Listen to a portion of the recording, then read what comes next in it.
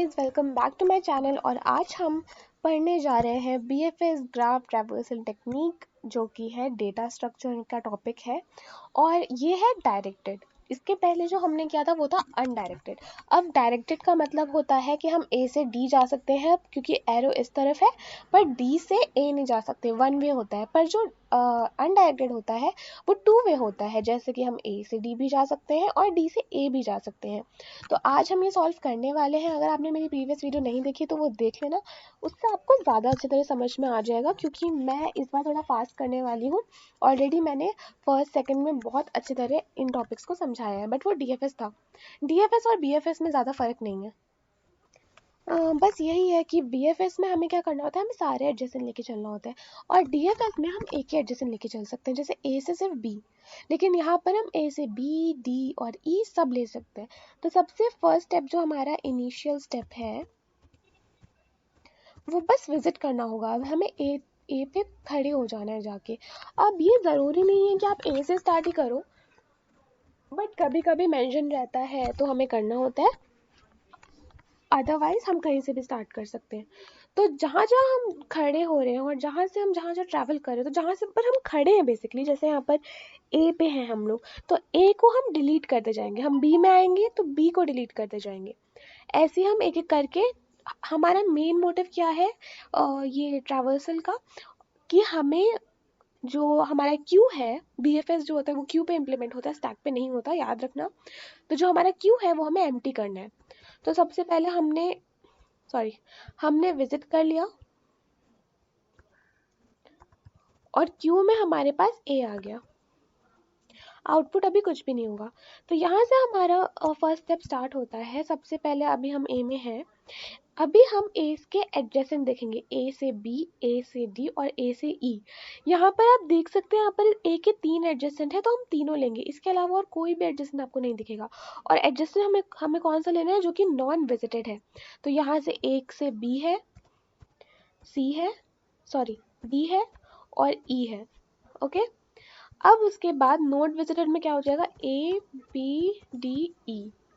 और क्यू में क्या आ जाएगा, क्यू में, क्योंकि आप यहाँ पर देख सकते हैं A जो है वो डिलीट हो गया है, तो हम यहाँ पर B, D, E ही लिखेंगे, सिर्फ B, D और E।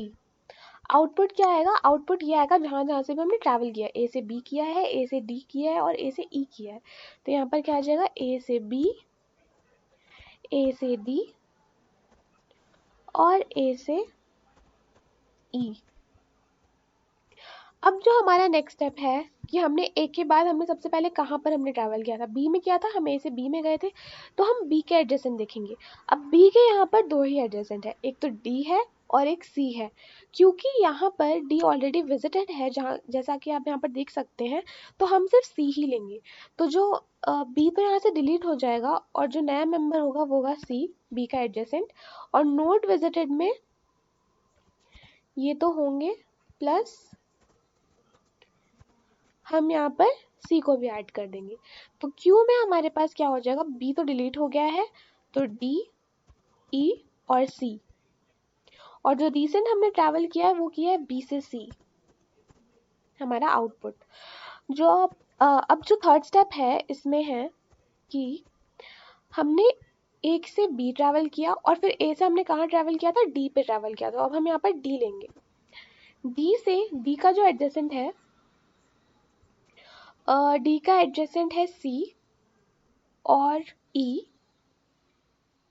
ओके, सो D का C ही और E ही एडजेसेंट है, बस और कोई एडजेसेंट नहीं है। तो हम क्या करेंगे, हम D का जो एडजेसेंट है E, हम उसको ले लेंगे। ओ ओके, A से E हम ऑलरेडी विजिट कर चुके हैं, तो हम इसको भी नहीं ले सकते, इसको नहीं ले सकते। अब क्या है, देख सकते हैं D से जो भी एडजेसेंट था दोनों वो विजिटेड है, राइट। तो हम कोई भी नहीं ले सकते, तो ये क्या डिलीट हो जाएगा और साथ में इसका एडिशन कुछ है नहीं, तो हम यहाँ पर हाइफन लिख देंगे। और नोट विजिटेड में यही सेम रहेगा। और डी डिलीट हो चुका है तो यहाँ पर ई और सी रहेगा, आउटपुट में कुछ भी नहीं क्योंकि हमें एडिशन मिला नहीं, राइट। अब हम फोर्थ पे जाके देखेंगे।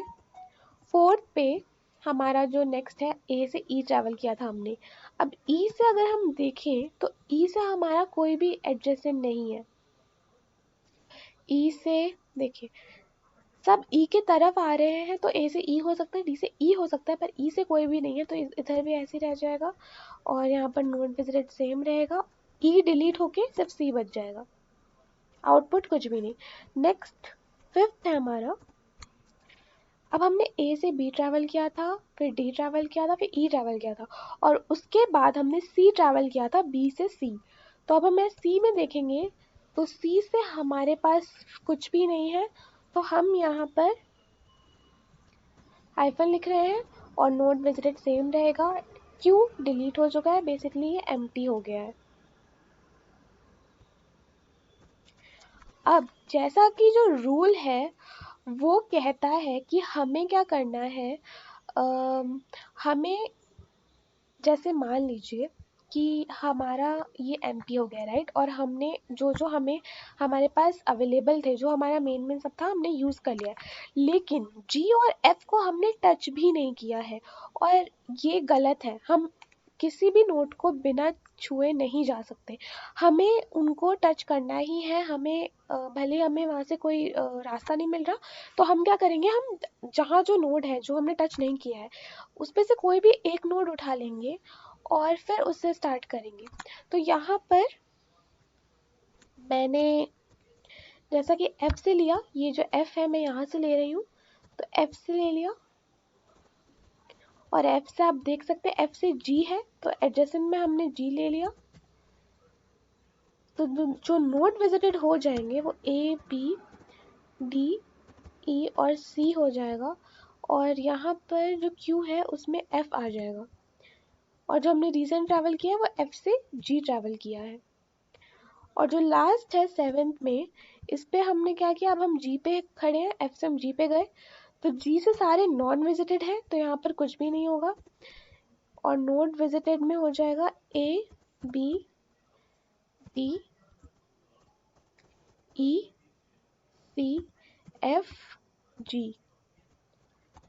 और यहाँ पर जो Q है वो एम्प्टी हो जाएगा। अब वो Q एक्चुअली में एम्प्टी है, यहाँ वो एम्प्टी था नहीं एक्चुअली, क्योंकि हमारे दो जो है वो बचे हुए थे, तो अब जो है वो एम्प्टी हो गया है। तो जो हमारा आउटपुट निकलेगा, आउटपुट बेसिकली निकलेगा मतलब कि स्पैनिंग ट्री। स्पैनिंग ट्री कैसे बनाते हैं हम, आउटपुट को देख के। हमें ये चीज़ नहीं देखनी है क्योंकि हमने अलग से टच किया था, हमें मेन डायग्राम में जो स्टार्टिंग के जो आउटपुट आए थे वो लिखने हैं। तो ए से बी, ए से डी, ए से ई और बी से सी। तो बेसिकली जो स्पैनिंग ट्री है वो ये है।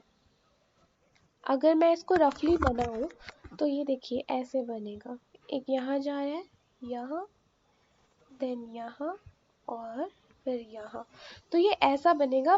बीच में नोड लगाना मत भूलना, वो बहुत इम्पॉर्टेंट है, नोड लगाना पड़ता है।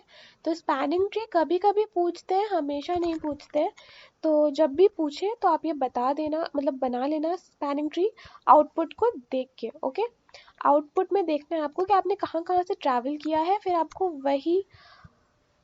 वही देख के बनाना है। जैसे यहाँ देखिए आपने ए से बी ट्रैवल किया, ए से डी ट्रैवल किया, देन ए से ई ट्रैवल किया और बी से सी ट्रैवल किया। तो हमें मेन यही देख के स्पैनिंग ट्री बनाना होता है। अगर आपको मेरी वीडियो अच्छी लगी तो प्लीज़ लाइक और सब्सक्राइब करना, और कमेंट में मुझे ज़रूर बताना कि आपको ये वीडियो अच्छी लगी कि नहीं। Thank you so much for watching my video.